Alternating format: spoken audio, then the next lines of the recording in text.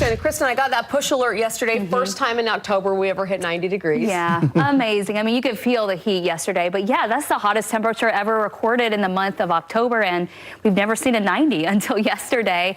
We do have more heat building back in, and today's our coolest day, really, of the next several. 80 degrees right now. North winds coming in at about 10. It is beautiful out there. You can see a little bit of haze, so air quality green to moderate at this point. Temperatures up in Cache Valley in the 70s. That feels nice and pleasant. Still a lot of heat in St. George, 96. We have low 80s in Price. It's 70 in Evanston and Park City, spending the day today in the low 70s as well. Your evening forecast tonight, it's going to be a really pleasant one. Upper 70s at 6 p.m. We're in the mid 70s by 7 o'clock. Normal high temperatures, keep in mind this time of the year, 71 degrees, and then our sun sets, of course, just a little bit after 7. So the days are still getting shorter, and our temperatures continue to unfortunately remain above average. This is why you can see this big ridge of high pressure.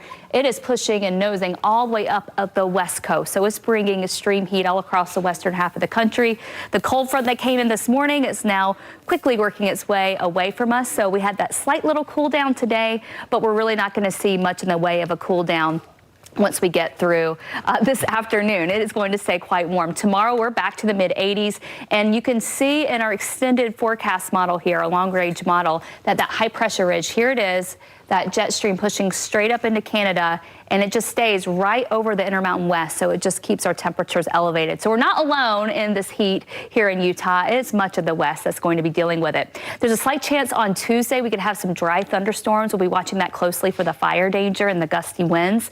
Then we get to Wednesday, and we start to see a little bit more cloud cover, but we're still really not talking any rain, no measurable precip at all for the next several days. But next weekend, finally showing some signs of change. You can see a little dip here, potentially a low pressure system coming in, bringing in some shower and thunderstorm chances, and finally bringing our temperatures back down to where they should be this time of the year. So it looks like for the second half of next weekend, we are going to get a nice little cool down. But this work week is going to be just as warm as last week.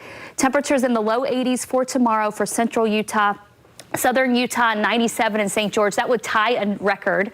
And then up in Moab, upper 80s, mid 80s in Beaver. So we continue to see many areas getting these record temperatures. 97 Monday, 96 Tuesday. Finally, some 80s in the forecast on Saturday, 88, but that's still above average. The average high is 84. In northern Utah, we'll see sunny skies, highs in the low to mid 80s, 80 up in Logan. For the Wasatch Front, our temperatures will be in the mid 80s tomorrow. Park City in the mid 70s with lows in the 40s. That feels a little bit nicer.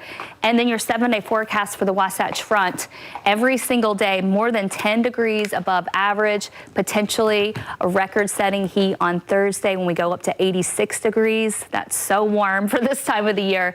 But again, Saturday, partly cloudy, increasing rain chances, and temperatures back to the 70s potentially. This is the first sign that I have seen in the long range forecast models that we're finally going to cool things down, maybe. Yeah, that is so toasty. Yeah. Wow. First half of October. Good. Okay, Chris.